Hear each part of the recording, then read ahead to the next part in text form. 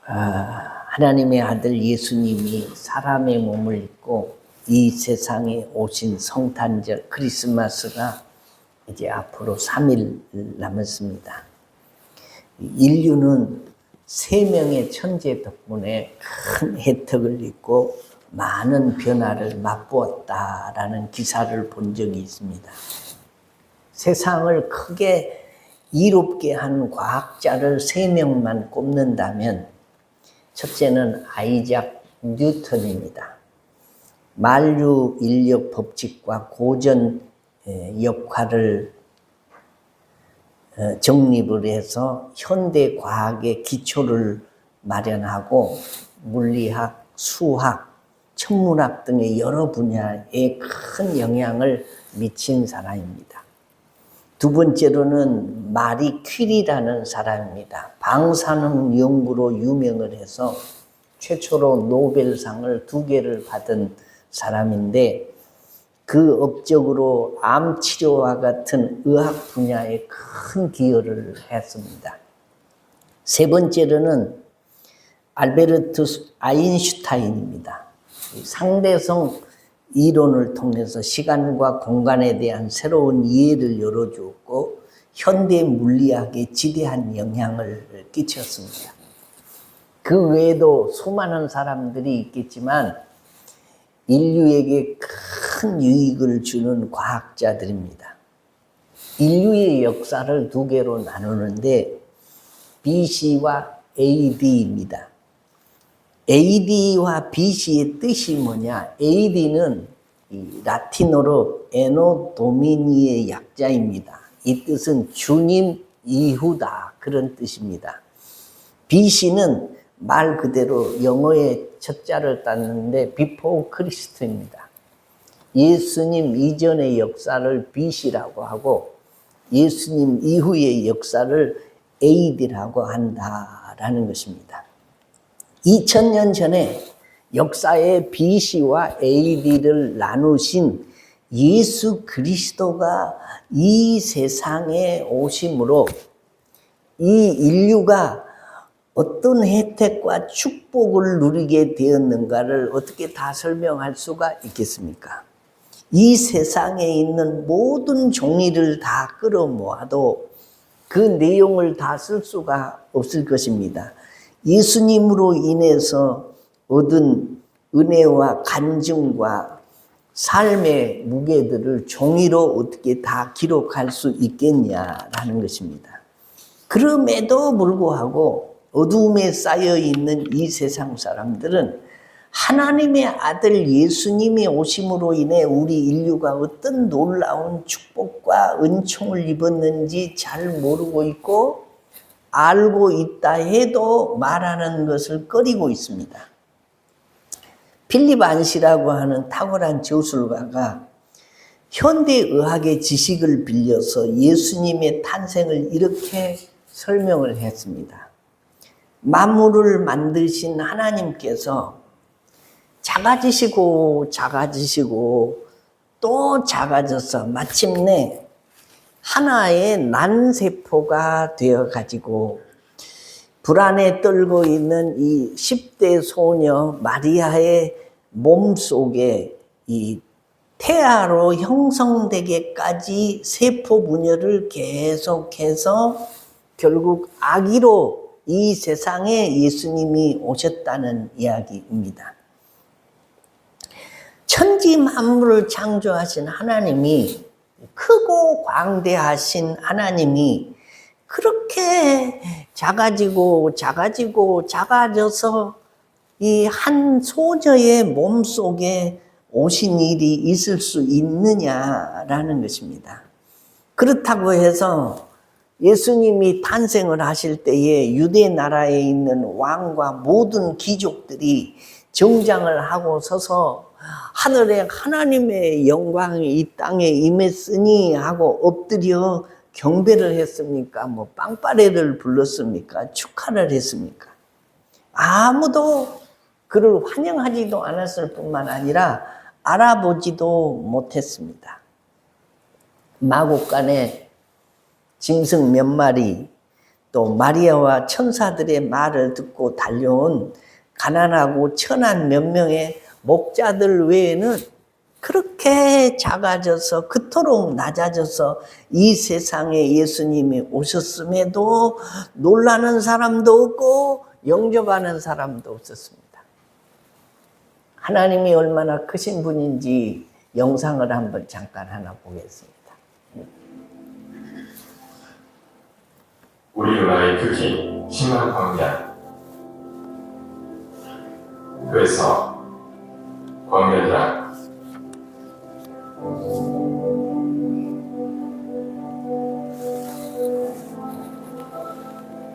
기체, 시간, 빛이 일정한 시간 동안 이동한 거리. 일광초, 빛이 1초 동안 이동한 거리 30만 킬로미터. 1분분, 빛이 1분 동안 이동한 거리 1800만 킬로미터. 태양에서 지구까지 8.3만 분, 목성까지 43.2만 분. 일광시, 빛이 1시간 동안 이동한 거리 10억 8천만 킬로미터. 해왕성까지 4.1광시.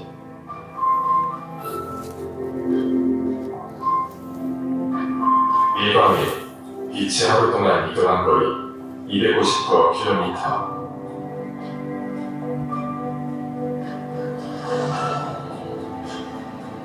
오르트 구름의 레벨까지 29광일.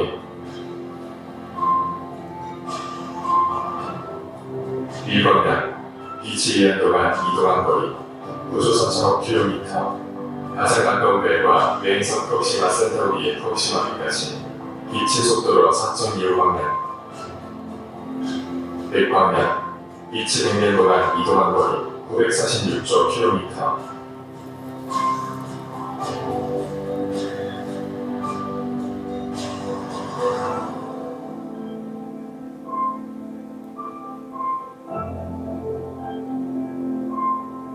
우리애가 빛의 속도로 10만 광년 94경 6천조 킬로미터.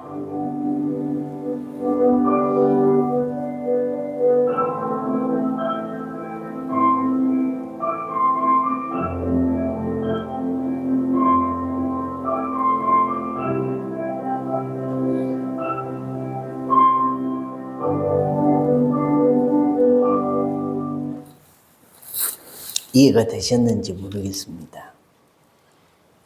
빛의 속도가 1초에 지구를 7바퀴 반이나 도는데 이 빛의 속도로 내가 하나님이 지어놓은 이 우주 이쪽 끝에서 이쪽 끝까지 가려고 빛의 속도로 날아갑니다. 시속 100km가 아니고 빛의 속도로. 그런데요, 하나님이 지어놓은 이 우주 끝에서 끝까지 가려고 빛의 속도로 날아가는데 내가 가다가 늙어서 죽어요. 내 아들이 가다가 늙어서 죽어요. 내 손주가 가다가 늙어서 죽어요.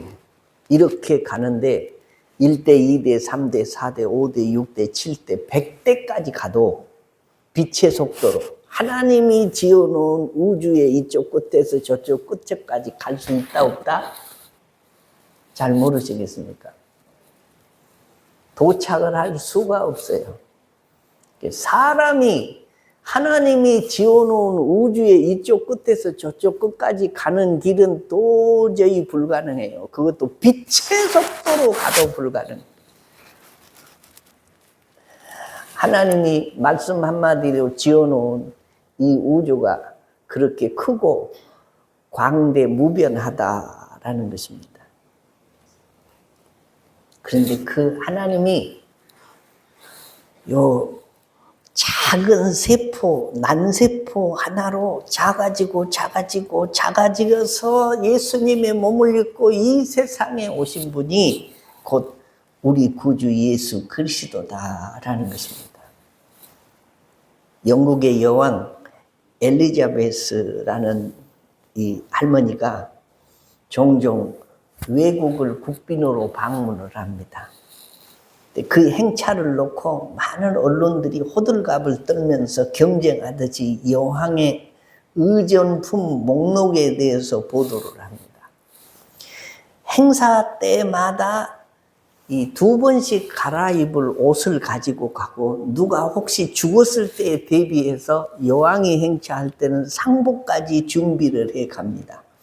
왕이 병이 들어서 급하게 쓰려고 항상 19리터짜리 이 혈장을 준비해 가지고 따라갑니다.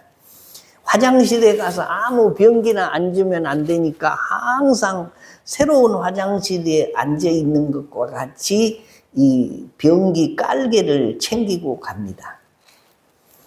이런 거 저런 거 다 이 여왕의 행차 때 하던 것을 챙기다 보니까 그 짐이 얼마나 되냐. 한 번 행차를 하면 2,000kg가 넘는 짐을 가지고 간다는 것입니다. 그런데 그 경호원들을 비롯해서 수행원, 뭐 전송, 미용사 이런 사람들을 데리고 가는데, 한 번 어디를 방문하고 돌아오면 그 비용이 얼마나 드냐. 우리나라 돈으로 26억이 된다.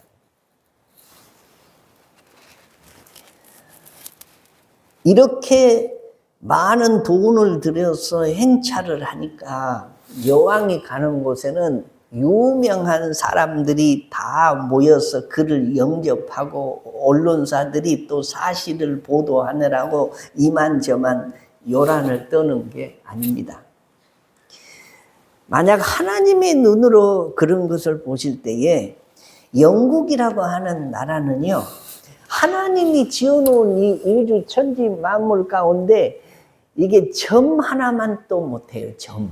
딱 연필 끝으로 찍어 놓은 것보다도 더 적은, 먼지보다도 더 적은 나라가 영국이다라는 거예요. 그 나라 중에서 이 여왕이라는 한 사람을 세우려면 이게 겨자씨만큼 흔적도 없는 하나님의 눈으로 볼 때는 그런데,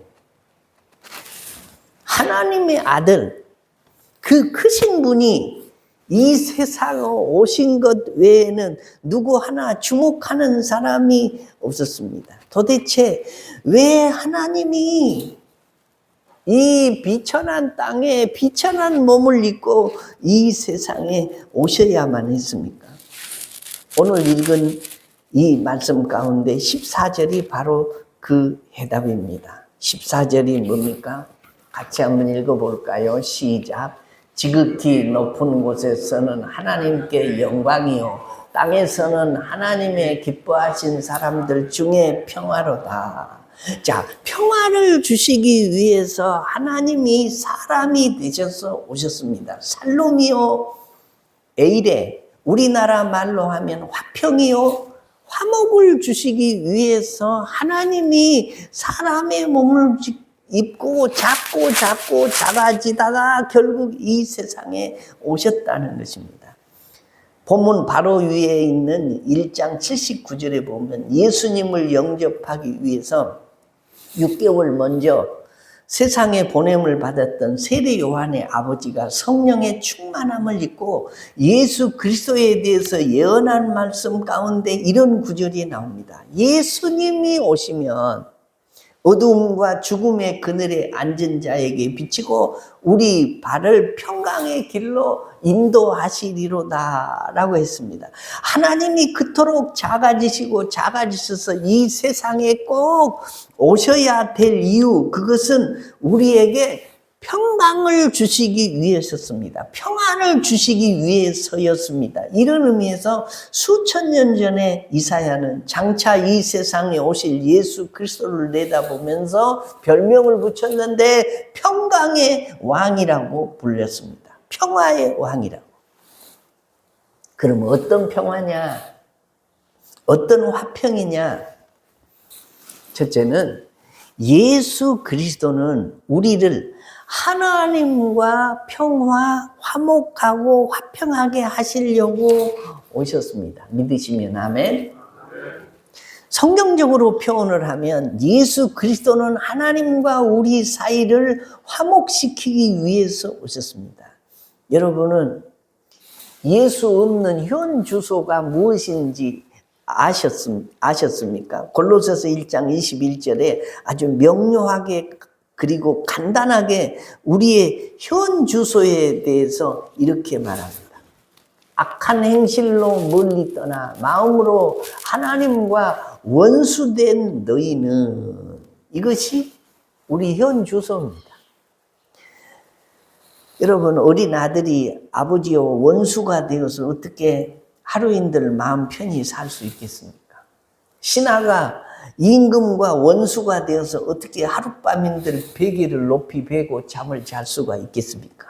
하물며 천지 만물을 창조하신 하나님, 전지전능하신 하나님, 거룩하신 하나님, 절대자이시고 유일신이신 인생의 생사화복을 주관하신 권능의 하나님과 우리가 원수가 되어 있는 인간이 어떻게 하루인들 마음 편하게 이 세상을 살 수 있겠습니까?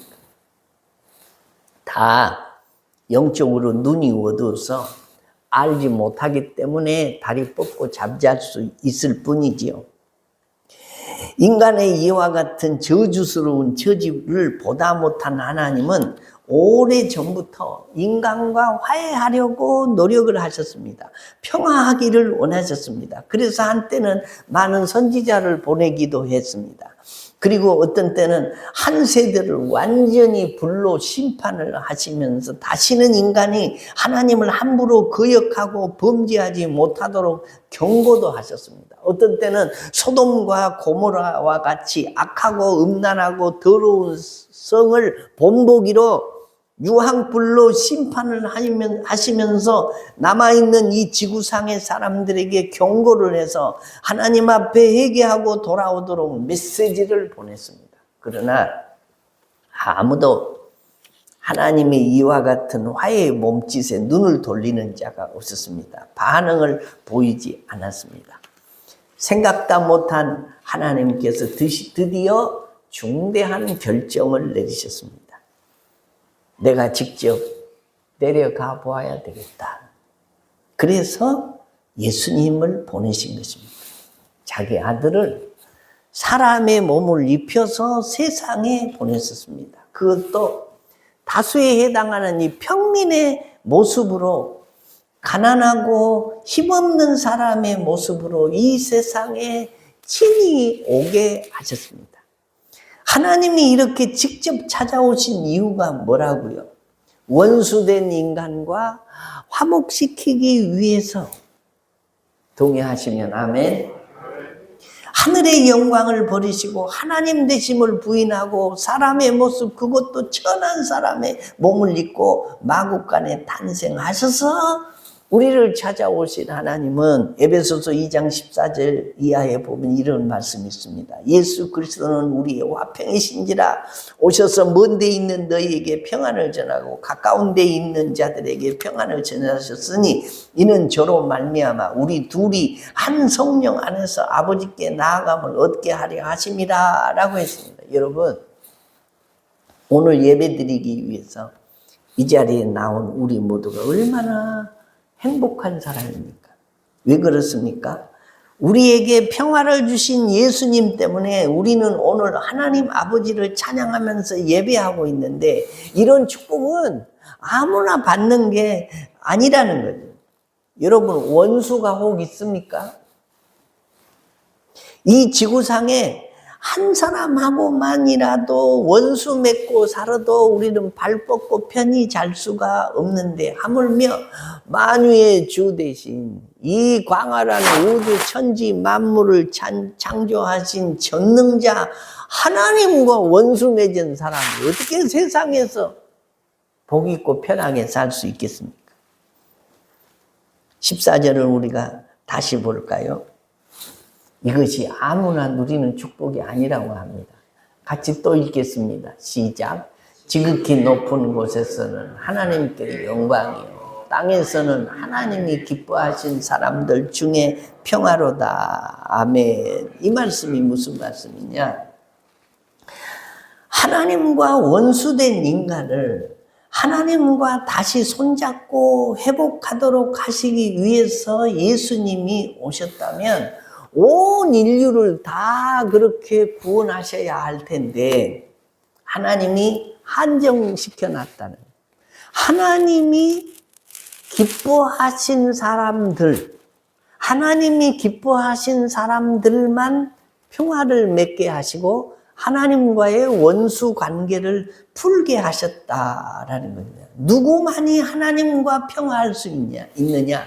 기뻐하심을 입은 사람들, 바꾸어 말하면 하나님이 기뻐하시는 사람들만 예수님을 통해서 하나님과 평화할 수 있도록 해주셨다. 원수를 풀도록 해주셨다는 거예요. 믿어지시면 아멘.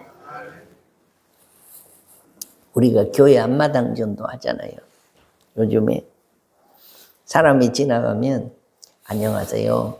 신혼교회에서 성탄절 이웃 초청 잔치를 하는데 홍보하고 있습니다.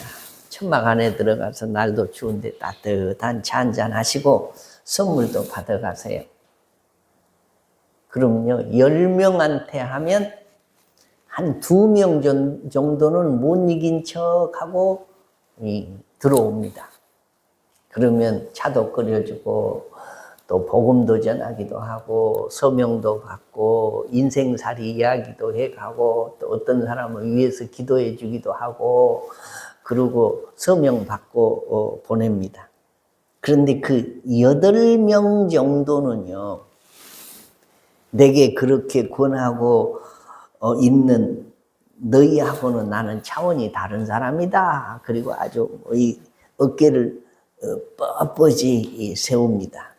나는 너희들이 권한다고 차 한잔하고 그것을 넘어갈 사람이 아니다. 바빠요. 관심 없어요. 얼마나 사람들이 경멸하듯이 대하는 사람이 있는지 몰라요. 그런데 이런 사람들을 보면 절대로 전도 못합니다. 낙심이 되고. 그런데 그 중에 한 두어 사람은 아이고 추운데 고생하십니다. 그 예수 믿으십니까? 라고 물으면 내가 옛날에는 예수 믿었는데요. 지금은 쉬고 있습니다. 그런 사람도 있고 자기 인생살이 이야기도 하고 그러면 또 상담도 하고 기도도 해주고 격려도 해주고 그리고 얘기를 합니다. 그리고 꼭 보세요.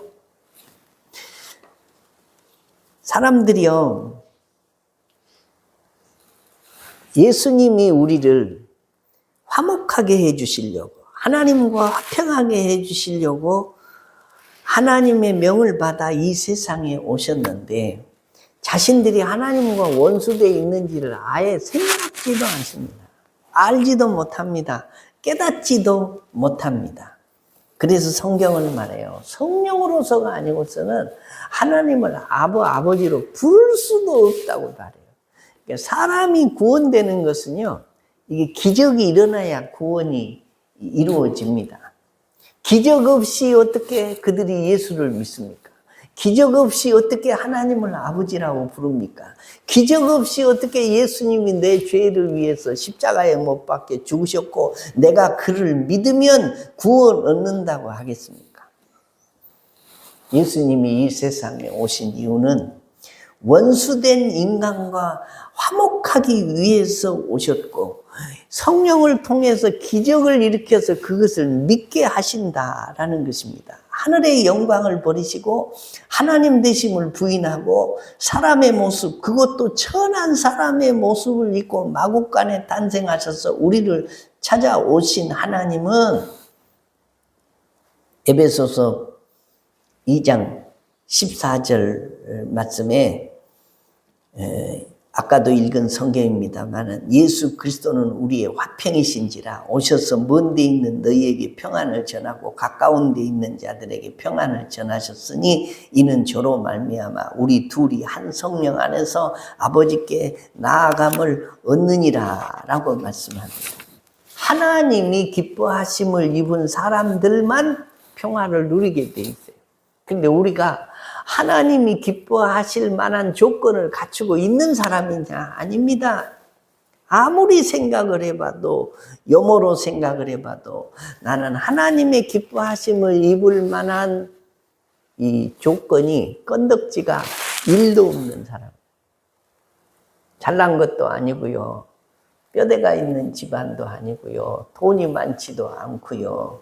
다른 사람에 비해서 뭐 똑똑하지도 않고요. 내놓을 만한 것이 아무것도, 하나님 마음에 들 만한 것이 아무것도 없고 죄밖에 없는데 하나님이 나를 기뻐하신다는 거예요. 그게 은혜고 그것이 축복이고 그게 감사인 줄로 믿으시면 아멘. 아무 구실도 없는데 하나님이 나를 잘 보셨어요. 나를 기뻐하시는 거예요. 그리고 하나님과 화평시키기 위해서 예수 그리스도를 보내주시고 그 예수 그리스도를 믿어지는 은혜를 주셨으니 우리가 다 하나님의 기뻐하심을 입은 사람들인 줄로 믿으시면 아멘. 때문에 우리는 늘 찬송해야 됩니다. 찬송가 412장에 보면 이런 찬송이 있어요. 내 영혼이 극히 기쁜 데서 맑은 가락에 흘러나네. 하늘 곡조가 언제나 흘러나와 내 영혼을 고이 싸네. 평화 평화로다 하늘 위에서 내려오네. 그 사랑의 물결이 영원토록 내 영혼을 고이 싸네. 이 땅 위에 험한 길 가는 동안 참된 평화가 어디 있나. 우리 모두 다 예수를 친구 삼아 참 평화를 누리겠네. 하나님의 기뻐하심을 입은 사람들이 누릴 것이 뭐냐? 평화예요. 평화. 평화인데 하나님과 원래 원수되게 살았는데 하나님이 그 원수의 담을 허물어 주시려고 이 세상에 예수 그리스도를 보내주셨다. 믿으시면 아멘. 이게 은혜고 이게 축복입니다. 그 다음에 예수님이 이 세상에 왜 오셨냐? 티끌보다 많은 죄, 석탄보다 검은 죄를 예수 이름으로 씻음 받고 하나님과 평화를 누리게 된 사람은 자기 안에 이 놀라운 능력이 생기는 것을 체험하게 됩니다. 무슨 능력입니까? 다른 사람을 용서하고 화해하고 다른 형제와 평화하고자 하는 능력입니다. 평화를 주신 주님 때문에 형제를 사랑할 수 있는 능력이 내 안에 생기는 것입니다. 그래서 로마서 12장 18절 이하의 말씀을 보면 하나님은 우리에게 이렇게 명령하십니다. 할 수 있거든 너희로서는 모든 사람으로 더불어 평화하라. 내 사랑하는 자들아 너희가 친히 원수를 갚지 말고 원수를 사랑하라 라고 말씀하신다라는 겁니다.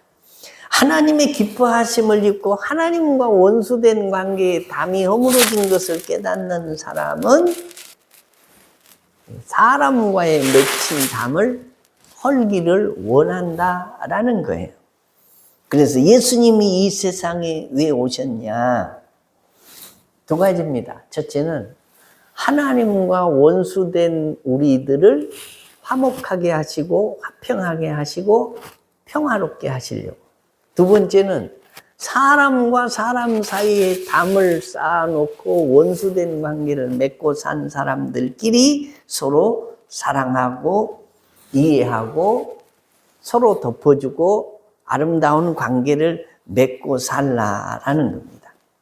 나우엔이라는 사람이 이런 말을 했습니다. 용서는 공동체인 교회 생활의 집착제이다라고 했습니다. 용서는 좋을 때나 나쁠 때나 우리를 함께 있도록 붙들어주고 우리가 서로를 사랑하는 가운데 자라게 한다라고 했습니다. 옳은 말입니다. 나는 용서받아야 될 사람이고 용서해야 될 사람이고 당신도 용서받아야 할 사람이고 항상 용서해야 할 사람입니다. 이 세상에 태어나서 용서받아야 할 짓을 한 번도 안 한 사람은 한 사람도 없습니다. 다 용서받아야 할 일들을 우리들이 하고 살았죠. 그러니까 죄 없는 사람이 세상에는 아무도 없다. 지금 내가 있는 것은 누군가 나를 용서해 주었고 이해해 주었고 덮어 주었으니까 지금 내가 있는 겁니다. 내가 실수를 하고 용서받지 못할 죄를 지었을 때마다 내가 그 값을 다 치렀으면 지금 내가 이 자리에 없어요. 그래서 용서받지 못할 죄를 짓지 않는 사람은 아무도 없다라는 것입니다.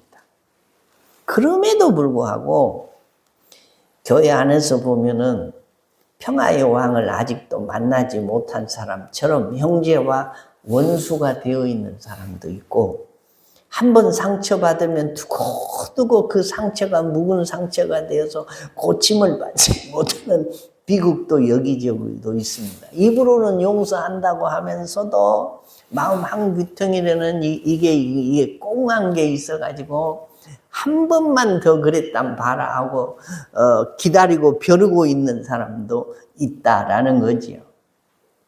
부부간에도 그렇고 고부간에도 그렇고 형제간에도 그렇고 심지어 교회 안에서 같이 앉아서 예배를 드리고 있는 사람 가운데도 용서하지 못하고 앙금을 가지고 같이 예배를 드리는 것을 종종 볼 수 있습니다.